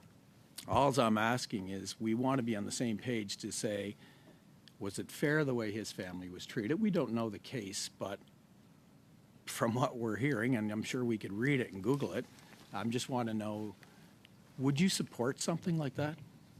Absolutely not. Humane Canada does not support trespassing, and completely empathetic to the horrendous impacts on mental health. However, there are other ways to address the concerns about what's happening on farms than to further reduce transparency. Thank you, Doctor. Appreciate it. Thank you, Mr. McDonald, for your questions. Now, Ms. Saint-Perron, pour 6 minutes, s'il vous plaît. Thank you, Mr. Chair, and thank you to all the witnesses for being here today. In particular, Mr. Benedict. Might be a bit more difficult for you to be here today than others. Of course, the members of the committee appreciate the contributions of each and every one of you. I would continue with Ms. Rastogi. You say that you don't encourage, or Ms. Rastogi rather, you say you don't encourage trespassing. I'm not sure which one of you will answer. Maybe Ms. Martellani would like to answer, but you said in your opening remarks that you think that this bill will not... I would just reiterate what you said, that this bill would remove your tools, but also you said that you don't take. I see a bit of a contradiction in what you're saying, because you said that you don't encourage intrusions, but you do say that that all your tools will be removed. So what are the other means, as I asked at the previous panel, for there to be a reporting system if somebody who is not part of the farming industry suspects poor treatment of animals? I'd like to hear you on that. I will answer, if that's all right. With regards to the reporting system in place, there is nothing in place currently that is adequate in order to report mistreatment on farms. It was mentioned earlier, but it was erroneous, but there is no mandatory reporting. Workers and farmers are not obliged to report any mistreatment of animals. People, however, who work on the farm can report the farm, but of course that it might not be in their best interest to do so. A farmer probably would be less likely to report himself or his family, and that would be very much understandable. Maybe a worker who comes from a lower income family or is a foreign a worker or an immigrant might not want to put his livelihood at risk. There are financial interests, of course, for farmers to maintain with their commercial. I'm sorry to cut you off, but our time is short.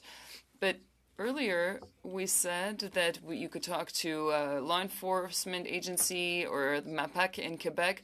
Do you not think that that would be enough? Because what you're saying is that you don't encourage intrusions, but you are also saying that you don't want us to make any modifications. That's what I'm questioning.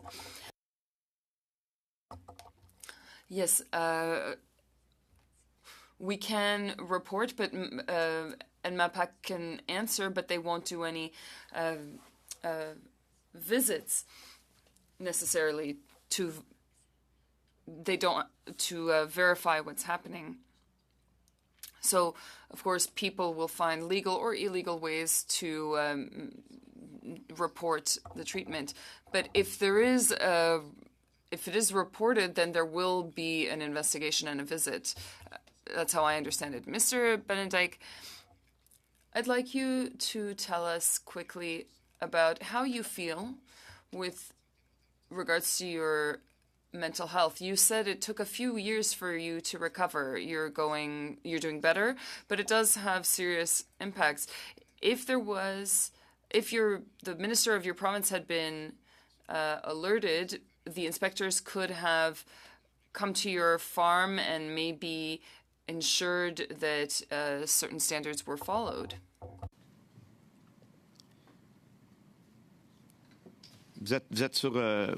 You're on mute. We can't hear you. Can you hear me now? Oui. Sorry. Yes, standards were followed at our place, and we had the SPCA come in right after this whole incident started in 2019, and everything was good. None of that, of course, made it to any kind of press or news. But the way it affected us as a family, yes, it was a number of years of you basically, it's like you're always being watched. We used to be proud to be hog producers. Now we don't tell anyone because the perception that people have is all done by lies and stuff that has been spread about us that aren't true. So it takes the fun out of what you do. And there's not many farmers left, especially in BC. There used to be 300 producers in the 90s, and now there's, I do believe, four or five producers left. And it's a dwindling farming industry, that's for sure. Merci beaucoup. Thank you very much. Mr. Roy, I'd like to... You talked about the mental health of your members as a member of the association. I'd like you to elaborate on that. Well, trespassing on farms, of course, leads to disinformation. It's nothing that is verified. It's only one side is, sharing their agenda, and they do so for very specific reasons. There are businesses behind those kinds of actions. Mr. Perron. Mr. McGregor now for 6 minutes, please. Thank you very much, Mr. Chair, and thanks again to all of our witnesses. I'd like to start with Humane Canada. I was listening to the opening remarks, and I believe the word detrimental was used in if we adopt this bill, it will be detrimental to the efforts that your organization is involved with. You've seen like C275. I mean, we've in the previous Parliament we had C205, and I think you've seen how this committee amended that bill and reported it back to the House. You know, there have been a lot of concerns over whether this bill is intruding on the provincial jurisdiction over trespass law. Do you feel how that committee, or like how the committee previously amended the bill, is that enough to save the bill, or do you believe that C275 just cannot be amended appropriately? We're seeking guidance here. Okay. Well, thank you for the question. From our perspective, the bill is not an appropriate way to address the issues of concern. Biosecurity measures or the amendment that you're speaking about, where the bill would apply to not only those without lawful authority, but also those who do have an excuse to be on the farm, might be an improvement because, as we heard in the previous panel, the risk of biosecurity measures is typically greatest from activities and practices on the farm as opposed to from the outside. However, the bigger question really is about addressing trespassing and addressing concern, protest about activities, and this could be alleviated perhaps through public government proactive inspection, a public oversight mechanism that doesn't rely on industry sort of managing their own oversight, but that actually has public reporting and accountability to members of the citizens. Thank you for that. Mr. Roy, I'd like to turn to you. This committee is in receipt of a letter from infectious disease experts, all doctors in their field, and I'm just going to quote a section from their letter. They said, quote, "However, as it is currently written, Bill C-275 does not address these existing biosecurity and zoonotic infectious disease risks. Rather, it would serve as an anti-trespass law that exempts animal agriculture businesses and employees and targets undercover reporters, whistleblowers, and activists seeking to document conditions on farms." Now, I've visited farms. I've followed biosecurity measures. I mean, in a previous life, I was a tree planter.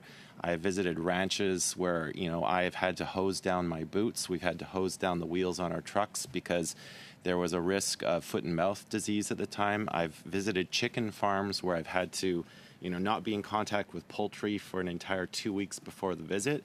I had to put on special booties. So I understand the protocols that are in place.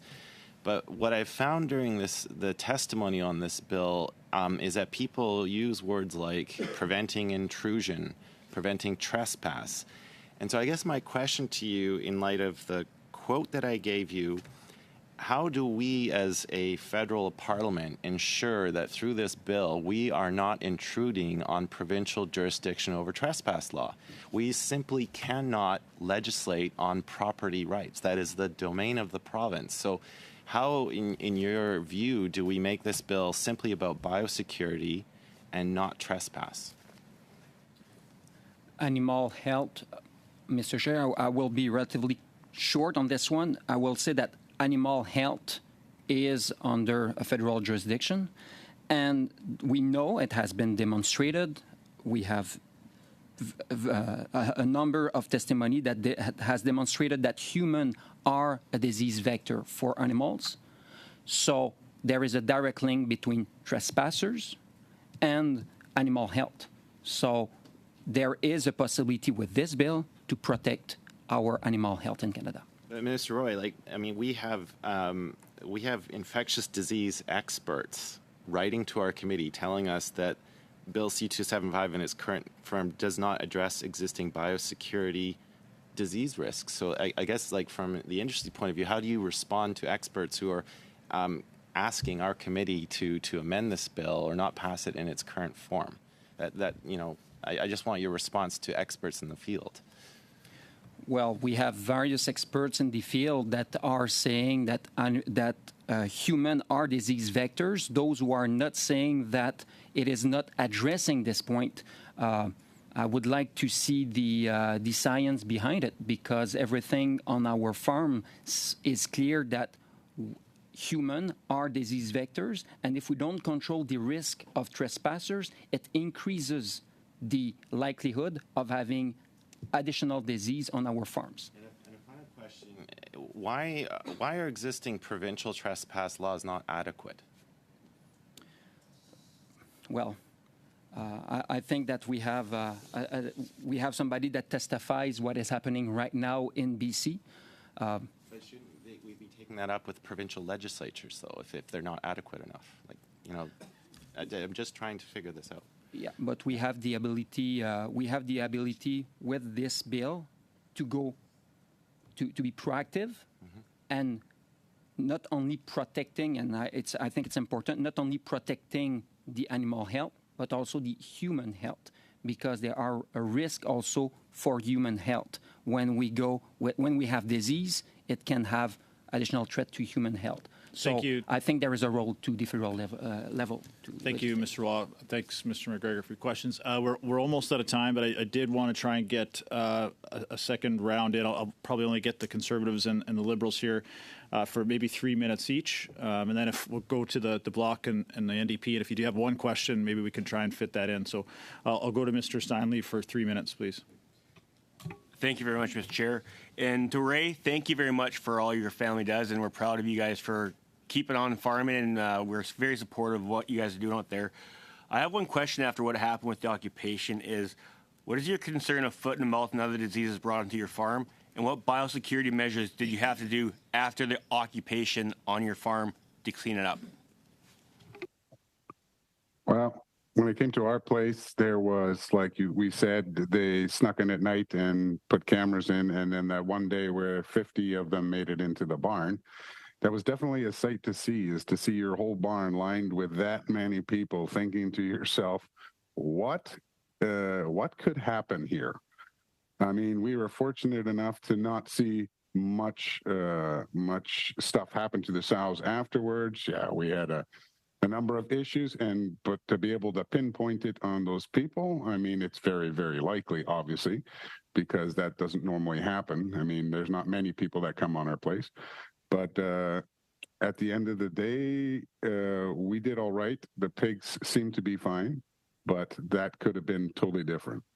Thank you. Yeah, thank you very much. And I'm really sorry your family had to go through that. And hopefully you guys, glad you could come together and have support within your family. I do have a question from Mrs. Ragastoli. In your opening comments, or with Mr. McDonald, you painted a picture of large animal farming and hundreds of thousands of animals on a farm, and I think you're trying to get at some Farm Inc. thing. And I just have some numbers from Saskatchewan with the total number of beef cows and the number of animals they have on a farm. 1 to 7 beef cows, 1,298. 8 to 17 cows, 1,781. 18 to 47 cows, 3,305 farms. 48 to 77 cows, 1,864. 78 to 122 cows, 1,686. My question is, the vast majority of farms across this country are family farms. They're not big industrial farms. So why would you misrepresent that in committee today to try and make a point? Thank you for the question. It's not my intention to misrepresent anything. I am actually a scientist, so when you give me numbers without reference to specifically what's being looked at, it's very difficult for me to comment. That being said... That's easy. It's from the Saskatchewan Stock Growers, and it's the number of animals that are on beef farms in Saskatchewan as of 2021. Right, but then you listed different... Anyway. Number of animals on a farm and the number of farms that those animals have. Absolutely, and one also needs context in order to interpret the meaning of that. I hear your point, Sorry, though. we've got 10 seconds left, so if you want her to answer, you'd better just let her. I'm not trying to misrepresent. There has been a growth in the size of animal production facilities in this country. The decreasing number of family farms, as was referenced in BC, is a prime example, perhaps. Okay, Smaller numbers, larger operations. We'll now go to Ms. Taylor-Roy for 3 minutes, please. Thank you, Mr. Chair, and thank you to the farmers and the farm representatives who are here today. I'd like to start first, Ray, thank you for the farming that you're doing. My grandfather was a farmer. My Dutch grandfather, Andres Posthumus, came over and farmed, and I spent a lot of time on farms. My uncles and my cousins are farmers, and I want to make sure that people understand that we all appreciate what farmers are doing in Canada, and we appreciate what you're doing. I understand that your farm actually has 12 to 14,000 animals on it from the testimony you gave in the court, so I'm assuming you're one of those larger farmers. But that's great, and thank you for doing that. But I did want to thank you, Dr. Rastogi, for clarifying that Humane Canada and SPCA work for the welfare and protection of animals and do not advocate for an end to animal farming, because that's been misrepresented in this committee several times, that we're all wanting to end animal farming, and clearly it's not the case. And also for emphasizing that the distrust is not in farmers, it's in the system of agriculture.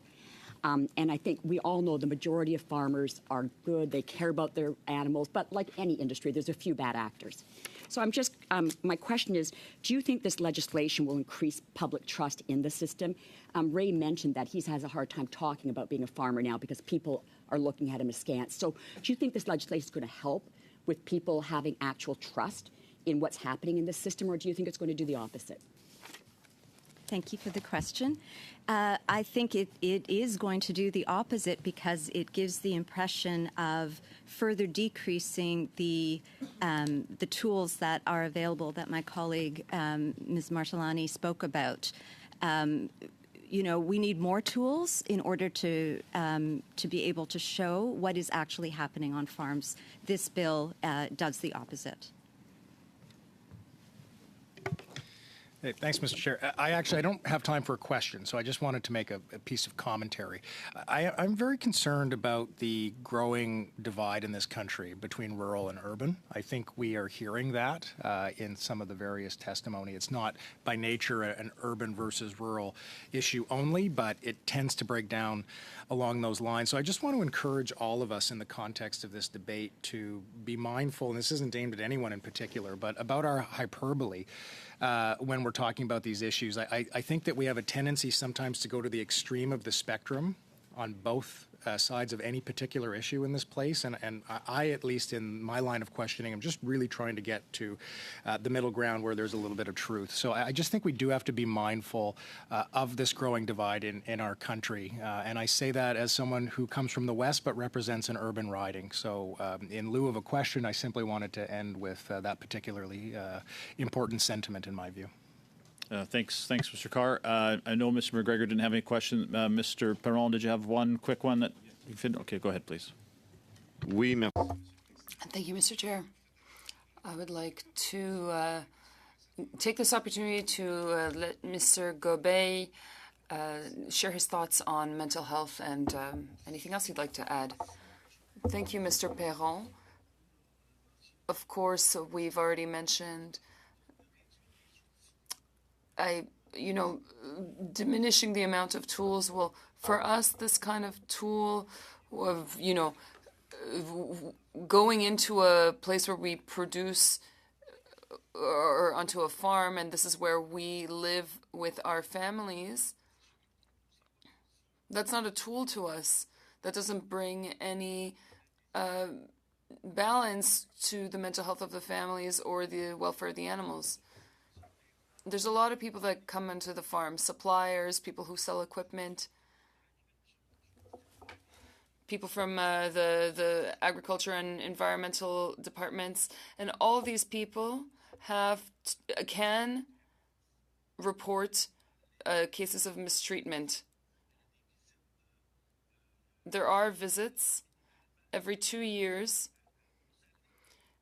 and sometimes every year, to check on animal welfare and to report if necessary. The industry wants to feed the population. We want to keep up production so that we can feed the consumer. So we have zero tolerance for these kinds of aggression. We don't need that kind of tool to do the work and to be transparent and in order to be monitored. I think that we can be more transparent, maybe, but this is not the right tool when talking about trespassing,